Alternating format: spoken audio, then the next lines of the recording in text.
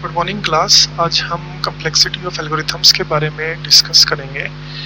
जब भी हमें कोई दो एल्गोरिथम्स को एक दूसरे के साथ कंपेयर करना हो तो हम उन दोनों की एफिशिएंसी मेजर करते हैं और जो भी एल्गोरिथम ज़्यादा एफिशिएंट होता है उस एल्गोरिथम को यूज़ करते हैं। सपोज करो कोई एल्गोरिथम m है और उसका जो इनपुट डाटा का साइज़ है वो है n। तो टाइम और स्पेस दो आपके मेन मेजर्स हैं जिनको यूज़ करके आप किसी भी एल्गोरिथम की कम्प्लेक्सिटी या एफिशिएंसी मेजर कर सकते हैं। तो टाइम का मतलब क्या है? टाइम को हम मेजर कर सकते हैं bye counting the number of की ऑपरेशंस। जितने भी की ऑपरेशंस होंगे उस एल्गोरिथम में उनको काउंट करेंगे और उनके बेस पे हम उसकी टाइम एफिशिएंसी या टाइम कम्प्लेक्सिटी फाइंड आउट कर सकते हैं। तो जैसे कि कोई सॉर्टिंग एल्गोरिथम है या सर्चिंग एल्गोरिथम है तो उसमें हम नंबर ऑफ कंपैरिजंस देखेंगे, डाटा के बीच में कितने नंबर ऑफ कंपैरिजंस हो रहे हैं और उसके बेस पे हम उसकी टाइम कम्प्लेक्सिटी निकाल सकते हैं। यहाँ पर हम सिर्फ की ऑपरेशंस को कंसीडर करेंगे, बाकी सारे ऑपरेशंस को हम कंसीडर नहीं करेंगे। ऐसा इसलिए है क्योंकि जो की ऑपरेशंस है उसके अलावा जो अदर ऑपरेशंस होते हैं वो ज़्यादा बहुत कम टाइम लेते हैं एज कंपैरिजन टू की ऑपरेशंस। दूसरा आपका तरीका है वो है स्पेस एफिशिएंसी, स्पेस कम्प्लेक्सिटी या स्पेस एफिशिएंसी। तो उसमें हम क्या मेजर करते हैं कि मैक्सिमम मेमोरी कोई भी एल्गोरिथम कितनी यूज़ कर रहा है। तो जो भी एल्गोरिथम वो मैक्सिमम एफिशिएंसी यूज़ कर रहा होगा उसको हम स्पेस कम्प्लेक्सिटी मानेंगे। तो किसी भी एल्गोरिथम m की अगर हमने कम्प्लेक्सिटी को डिफाइन करना हो वो हम एक फंक्शन fn की तरीके से डिफाइन करेंगे जो हमें बताएगा कि किसी भी उस एल्गोरिथम का रनिंग टाइम क्या है या उसको कितनी स्टोरेज स्पेस रिक्वायर्ड है। ये दोनों हम साइज n, जो इनपुट साइज है आपका n, उसके में कंसीडर करके लेंगे। तो उसकी टर्म्स में आपका कम्प्लेक्सिटी डिफाइन की जाएगी n की टर्म्स में, ठीक है।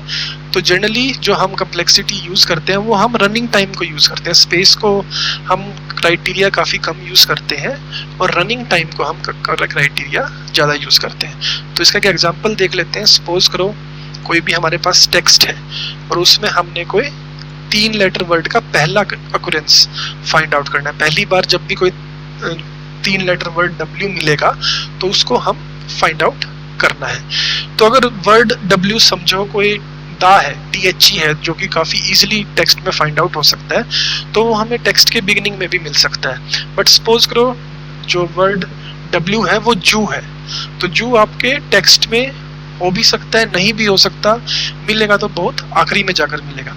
तो इस केस में आपके जो कम्प्लेक्सिटी आएगी वो लार्ज आएगी। इससे हमें ये पता लगता है कि जो कम्प्लेक्सिटी Fn है वो डिफरेंट है डिफरेंट केसेस के लिए।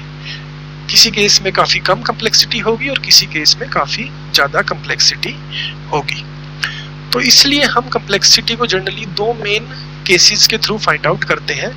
पहला है आपका वर्स्ट केस। वर्स्ट केस बताएगा कि किसी भी पॉसिबल इनपुट के लिए maximum complexity, maximum value of Fn क्या होगी। सिमिलरली दूसरा आपका एवरेज केस है। एवरेज केस में एक्सपेक्टेड वैल्यू क्या होगी।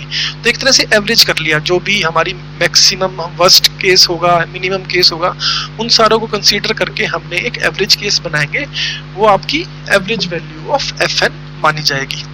इसके अलावा हम तीसरा केस कई बार बेस्ट केस भी यूज करते हैं जो हमें बताएगा minimum possible value of Fn। सबसे कम वैल्यू जो Fn की है वो क्या होगी। जनरली बेस्ट केस हम काफ़ी कम यूज़ करते हैं, एवरेज केस और वर्स्ट केस को हम ज़्यादा यूज़ करते हैं। अब हमने किसी भी केस के, किसी भी फंक्शन या एल्गोरिथम के अगर हमने एवरेज केस को कंसीडर करना है तो उसमें हम इनपुट डाटा के सभी पॉसिबल कम्बिनेशंस को यूज़ करते हैं और अज्यूम करते हैं कि सभी पॉसिबल कम्बिनेशंस लाइकली हैं। जैसे आप सॉर्टिंग यूज़ कर रहे हैं तो सर्चिंग यूज़ कर रहे हैं, तो सर्चिंग में आपका जो टेक्स्ट है या जो आपका डाटा है वो फर्स्ट पोजीशन पे भी मिल सकता है, सेकंड पोजीशन पे भी मिल सकता है, थर्ड पोजीशन पे भी मिल सकता है, इसी तरह nth पोजीशन पर भी मिल सकता है। तो इस टाइप से आप हर पोजीशन को इक्वल प्रोबेबिलिटी मानेंगे। तो यहाँ पर आपके जो डिफरेंट केसेस हैं उनको हम N1, N2 और Nk से रिप्रेजेंट करेंगे और हर केस की जो प्रोबेबिलिटी है वो हम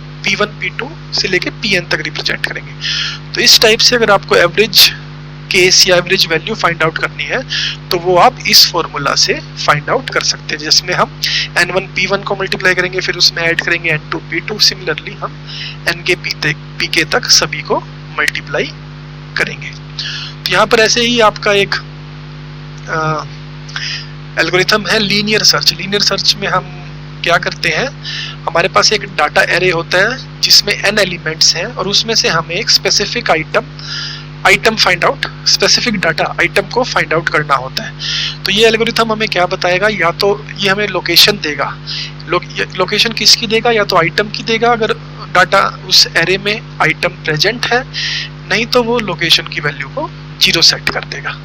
ठीक है, तो इसमें हम क्या करेंगे, इनिशियलाइज करेंगे लोकेशन की वैल्यू को 0 से, और उसके बाद हम आइटम की वैल्यू को डाटा के से कंपेयर करते रहेंगे। तब कब तक कंपेयर करेंगे, जब तक या तो लोकेशन की वैल्यू 0 है या के की value less than equal to n है। तो इसमें हम आइटम को डाटा के से कंपेयर करेंगे, अगर वो बराबर है तो हम लोकेशन की वैल्यू को k सेट कर देंगे और ये हमारा एल्गोरिथम यहीं पर खत्म हो जाएगा। नहीं तो हम और उसके बाद हम k की वैल्यू को k इक्वल टू k+1 करेंगे।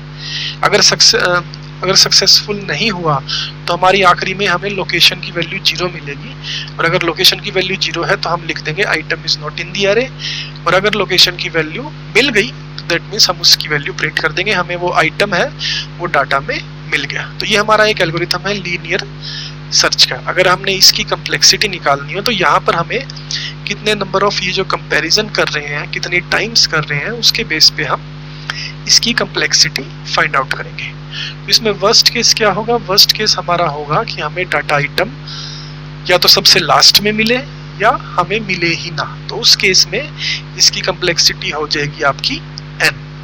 बेस्ट केस अगर देखें तो बेस्ट केस तब होगा जब हमारे फर्स्ट में ही मिल जाए, तो उस केस में आपकी कम्प्लेक्सिटी 1 हो जाएगी। और तीसरा केस अगर एवरेज केस देखें तो एवरेज केस हम कैसे फाइंड आउट करेंगे, हम एवरेज केस में जूम करेंगे कि हमारा जो आइटम है वो डाटा एरे में किसी भी पोजीशन पर हो सकता है, और हर पोजीशन पे उसकी पॉसिबिलिटी इक्वली लाइकली है, मतलब वो किसी भी पोजीशन पर अवेलेबल हो सकता है और हर पोजीशन की प्रोबेबिलिटी सेम है। तो अगर n डाटा एरे में n पोजीशंस हैं तो हमारे नंबर ऑफ कंपैरिजंस कितने होंगे, हर पोजीशन पर डिफरेंट होंगे। फर्स्ट पोजीशन पे 1 कंपैरिजन होगा, सेकंड पोजीशन पर अगर मिला तो 2 कंपैरिजंस, थर्ड पोजीशन पे मिला तो कंपैरिजन 3 होंगे। इस तरह से हम n कंपैरिजंस तक करेंगे और हर नंबर पे पाने की प्रोबेबिलिटी हमने इक्वल रखी है और वो इक्वल रखी है 1/n। तो इसको अगर हम कम्प्लेक्सिटी इस फॉर्मूले से फाइंड आउट करें तो आपकी कम्प्लेक्सिटी आएगी वो n+1/2 आएगी। तो आपकी एवरेज कम्प्लेक्सिटी लीनियर सर्च की n+1/2 आई, वर्स्ट केस n आई और बेस्ट केस आपकी 1 आई। तो इस वे में हम कम्प्लेक्सिटी को मेजर कर सकते हैं। अब कम्प्लेक्सिटी को नंबर्स के वे में मेजर करें तो हर नंबर्स अलग अलग नंबर्स हो सकते हैं, तो इसके लिए हम कुछ स्टैंडर्ड नोटेशंस यूज करेंगे और उसमें हम स्टैंडर्ड कम्प्लेक्सिटी का यूज करके आपको कम्प्लेक्सिटी किसी भी एल्गोरिथम की बता सकते हैं। तो उसके लिए हमने रेट ऑफ ग्रोथ का यूज करेंगे, जिसमें कई टाइप की नोटेशंस हैं। जो आपकी सिलेबस में है वो है बिग ओ नोटेशन। तो यहाँ पर भी हमने 2 चीजें जूम करी हैं, एक हमारा एल्गोरिथम m है और उसका साइज, इनपुट डाटा का साइज आपका n है। तो यहाँ पर जब भी कोई एल्गोरिथम होगा तो उसकी कम्प्लेक्सिटी m इंक्रीज करेगी जैसे n इंक्रीज करेगा। जैसे n की वैल्यू अगर 1 है तो कम्प्लेक्सिटी कम होगी, n की वैल्यू 2 है तो कम्प्लेक्सिटी उससे ज़्यादा होगी, n की वैल्यू 10 होगी तो कम्प्लेक्सिटी और भी ज़्यादा, 100 होगी तो और भी ज़्यादा। तो इस टाइप से जैसे जैसे आपकी n की वैल्यू बढ़ेगी वैसे वैसे कम्प्लेक्सिटी fn भी बढ़ेगी किसी भी एल्गोरिथम की। तो इसलिए हम कम्प्लेक्सिटी को किससे मेजर करते हैं, कुछ स्टैंडर्ड फंक्शन से मेजर करते हैं। तो स्टैंडर्ड फंक्शंस क्या हैं आपके, log n है, n है, n log n है, इस टाइप से डिफरेंट स्टैंडर्ड फंक्शंस हमने डिफाइन कर रखे हैं। तो यहाँ पर जो फंक्शंस लेफ्ट साइड है वो सबसे स्लोली ग्रो करेंगे। अगर किसी भी एल्गोरिथम की कम्प्लेक्सिटी log n है दैट मीन्स वो बड़ी आहिस्ता से इंक्रीज करेगा। जैसे जैसे n की वैल्यू बढ़ेगी कम्प्लेक्सिटी थोड़ी स्लोली बढ़ेगी। जैसे फिर उसके बाद n है तो जिस वे में n की वैल्यू बढ़ेगी कंप्लेक्सिटी भी उसी वे में बढ़ेगी। सिमिलरली अगर n स्क्वेयर है तो n की कंप्लेक्सिटी मतलब एक तरह से डबल बढ़ रही है, n की वैल्यू जैसे जैसे बढ़ रही है कंप्लेक्सिटी n स्क्वेयर की वे में बढ़ रही है, फिर n क्यूब की वे में। तो इस टाइप से हमने डिफरेंट स्टैंडर्ड फंक्शंस डिफाइन करे हैं। अब उसके बाद हम बिग ओ नोटेशंस को अगर देखें तो बिग ओ नोटेशंस में हम दो फंक्शंस लेंगे, fn और gn। fn हमारा जो कंप्लेक्सिटी जिसकी हम फाइंड आउट करते हैं वो कंप्लेक्सिटी बताएगा fn, और gn हम वो स्टैंडर्ड फंक्शन के वे में कंपेयर करेंगे। तो यहाँ पर हम बिग ऑफ नोटेशन में fn और gn को ऐसे रिप्रेजेंट कर सकते हैं। यहाँ पर आपके हमें n की कोई वैल्यू होगी जो n नोट से ग्रेटर होगी और एक m वैल्यू होगी जो भी पॉजिटिव होगा। तो अगर इन दो वैल्यूज के लिए m और n नोट की वैल्यूज को देखा जाए तो उसमें आपका fn हमेशा g ऑफ n से स्मॉल होगा। तो fn will always be less than equal to m of gn for all n greater than n naught. ठीक है, और अगर ऐसी कंडीशन सेटिस्फाई हो रही है तो हम fn को लिख सकते हैं बिग O ऑफ gn। तो ये हमारी कंप्लेक्सिटी, fn की कंप्लेक्सिटी हमने gn की टर्म्स में डिफाइन कर दी। तो सपोज करो कोई फंक्शन fn है, वो आपका ये फंक्शंस डिफाइन कर रहा है 8n cube minus 576n square plus 832n minus 248। तो यहाँ पर अगर हमने डिफाइन करना है तो आपकी बिग ऑफ नोटेशन आएगी n क्यूब।